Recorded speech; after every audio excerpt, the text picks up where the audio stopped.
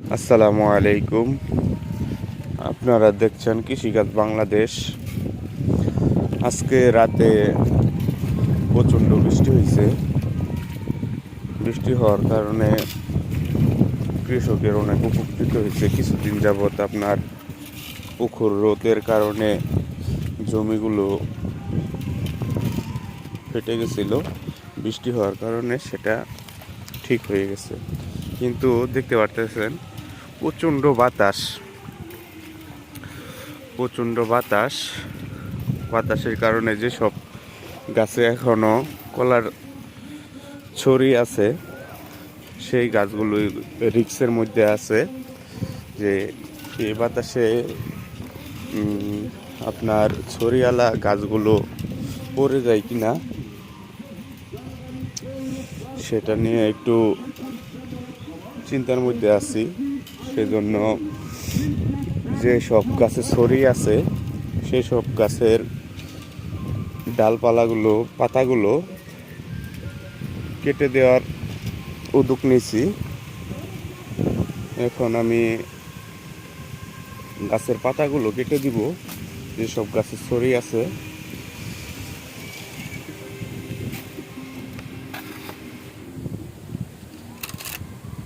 পাতাগুলো কেটে দেওয়ার ফলে গাছের ওজনগুলো কমে যাবে, তাহলে অনেকটা রিস্ক কমে আসবে। দেখতে পারতেছেন কি পরিমাণ বাতাস।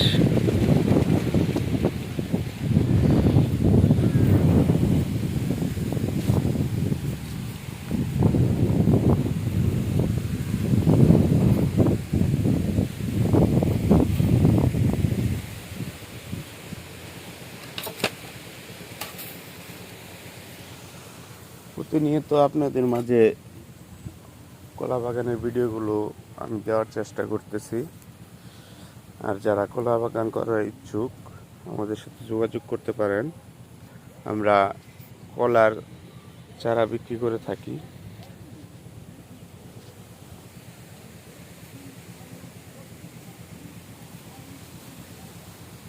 যদি কারো চারা লাগে আমাদের সাথে যোগাযোগ করবেন।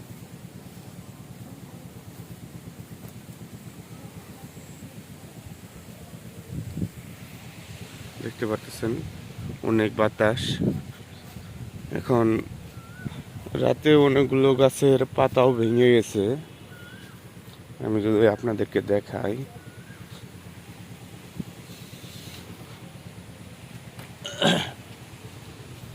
দেখতে পারতেছেন এই যে এইদিকে গাছের ছড়ি আসছে, আবার এই যে এদিকে গাছের ছড়ি আসতেছে, এদিকে গাছের পাতা ভেঙে গেছে। অনেকগুলো গাছের পাতা ভেঙে গেছে। তো এই ভাঙা পাতাগুলো আমাকে কেটে দিতে হবে। যে এদিকে গাছের ছড়ি আছে,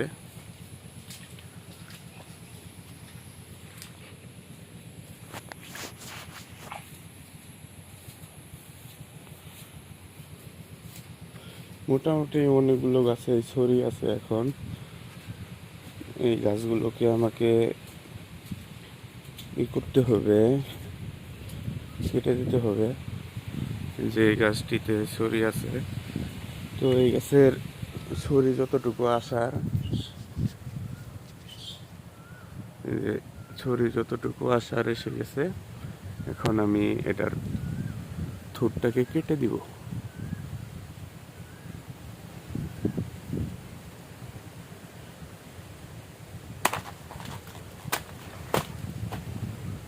থুরটা কেটে দিলাম।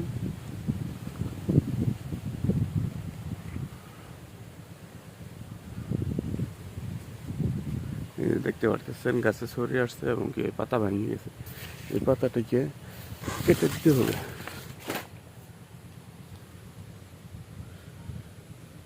যে অনেকগুলো গাছে ছড়ি আসছে, এই যে ছড়ি আসছে, এগুলোকে আপনার যত্ন নিতে হবে। যত্ন না নিলে রত্ন বাড়বে না।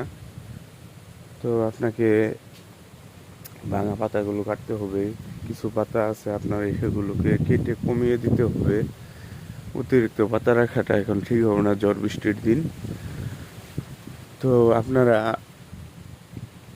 আমি আপনাদের মাঝে প্রতিনিয়ত এগুলো ভিডিও দিব, আপডেট ভিডিওগুলো পাবেন। তো এই ছিল আজকের ভিডিও। সকলকে ধন্যবাদ। আসসালামু আলাইকুম।